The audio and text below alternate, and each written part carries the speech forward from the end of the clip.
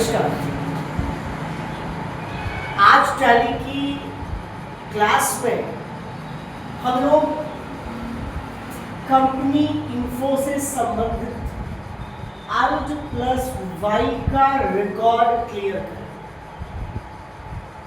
Alt plus Y जिसका प्रयोग करने से डाटा ओपन होता है और इस डाटा में हमें स्प्लिट कंपनी डाटा, दूसरा बैकअप, तीसरा रिस्टोर प्राप्त होता है। प्रमुख रूप से हमें स्प्लिट, बैकअप और रिस्टोर मिलता है। इन तीनों विकल्पों की अगर हम लोग बात करें तो यहाँ सबसे पहले विकल्प यानी स्प्लिट कंपनी डेटा के बारे में हम लोग जानेंगे। हम लोग ये पाएंगे कि ये स्प्लिट कंपनी डेटा का टैली प्राइम में या टैली में क्या इस्तेमाल है। जैसे कि अगर हम इसके अर्थ को समझे तो हम लोग कहते हैं कि स्प्लिट का मतलब बांटना होता है। और ये बांटेगा किसको? ये विकल्प हमारी कंपनी के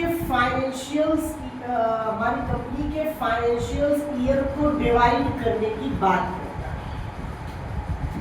फाइनेंशियल ईयर जिसके लिए हमने कल चर्चा की थी कि कंपनी का जो सत्र है वो 1 अप्रैल से शुरू होता है और अगले वर्ष 31 मार्च तक चलता है, जिसमें हम अपने सारे व्यापार को कंप्लीट करते हैं और उसके पश्चात हम लास्ट में ये एनालिसिस करते हैं, ये गणना करते हैं कि हमने कितना व्यापार में लाभ प्राप्त किया है या हमारी हानि हुई है।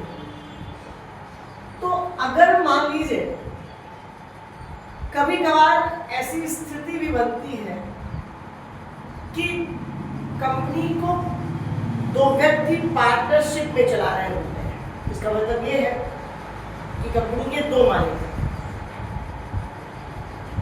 और पार्टनरशिप में अगर कंपनी चल रही है, 2 व्यक्ति मिलकर के कंपनी को ऑपरेट कर रहे हैं, तो ऐसा हो सकता है कि उनके मध्य किसी भी प्रकार का मतभेद हो जाए या किसी भी प्रकार का दोनों के बीच में विरोधाभास है और वो दोनों ऐसी स्थिति में अलग होना चाहते हैं और दोनों कंपनी के पूरे रिकॉर्ड्स को आधा आधा करके इस्तेमाल करना चाहते हैं। मतलब ये कि अगर किसी कंपनी को 2 पार्टनर्स ने ऑपरेट तो कर लिया, लेकिन कुछ दूर जो है कंपनी को चलाने के बाद उनमें मतभेद हो गया और वो अलग होना चाहते हैं, तो टैली ने उसके लिए व्यवस्था की। टैली ने स्प्लिट कंपनी डेटा का ऑप्शन दिया है। इसके माध्यम से अगर कंपनी के पार्टनर्स अलग होना चाहते हैं तो टैली कंपनी के संपूर्ण फाइनेंशियल ईयर को 2 भागों में डिवाइड कर, 2 पार्ट्स में डिवाइड कर। और ऐसी स्थिति में एक धड़ा कंपनी का एक छोर, एक हिस्सा एक पार्टनर चलाएगा और दूसरा हिस्सा दूसरा पार्टनर। यानी स्प्लिट कंपनी डेटा के द्वारा हम कंपनी के फाइनेंशियल ईयर्स को 2 हिस्सों में बांटने का काम करते हैं। और क्यों करते हैं ये आप जान लिए कि अगर कंपनी पार्टनरशिप में चल रही है, 2 पार्टनर मिलकर चला रहे हैं और उनको अलग होना है, उनके बीच में कोई विवाद है, कोई मतभेद है, तो वो अलग होकर के अगर कंपनी को चलाना चाहें तो इसके लिए टैली ने व्यवस्था की। तो स्प्लिट कंपनी डेटा आप समझ गए। दूसरा है बैकअप। अगला जो ऑप्शन है वो बैकअप। बैकअप का मतलब यह है कि अगर आपको अपनी कंपनी का, जिस कंपनी में आप काम कर रहे हैं, अगर आप उस कंपनी का या कुछ सेलेक्टेड कंपनीज का आप किसी अन्य स्थान पर बैकअप लेना चाहते हैं, यानी आप जो काम कर रहे हैं अपनी कंपनी उसका किसी अन्य प्लेस पर अगर बैकअप हो जाए हम बैकअप को कॉपी करना भी है।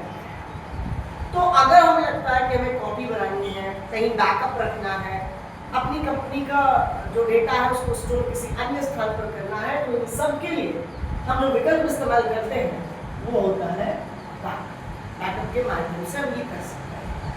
जब लोग बैकअप में जाते हैं तो बैकअप में जाने के बाद हम लोकेशन चूज करते हैं। ये हम लोग ये तय करते हैं कि हम अपने रिकॉर्ड को रखेंगे, ठीक है।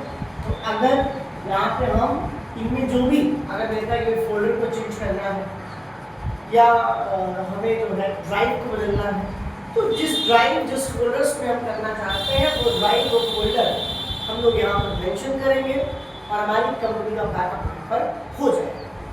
इसके बाद अगर हम रीस्टोर की बात करें तो जब हमने बैकअप लिया तो हमने अपनी कंपनी के रिकॉर्ड को किसी अन्य स्थान पर स्टोर करने का काम किया।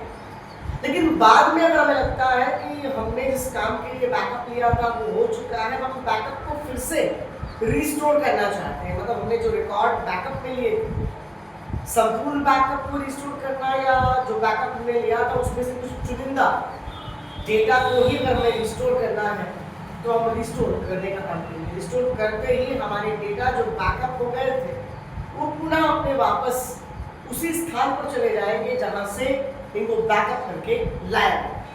तो कुल मिलाकर के अंश के और अंश वाई ये दो रिकॉर्ड हमने पीछे की क्लास में अंश का ऑप्शन यूज किया जिसमें हमने कंपनी को सिलेक्ट करना, कंपनी को शक करना, क्रिएट करना, अल्टर करना, चेंज स्टाइल पासवर्ड को बदलना, ये सारे काम करके और यहाँ से हमने कंपनी के फाइनेंशियल को बांटना, कंपनी का बैकअप लेना और बैकअप ली गई कंपनी को रीस्टोर करना समझा।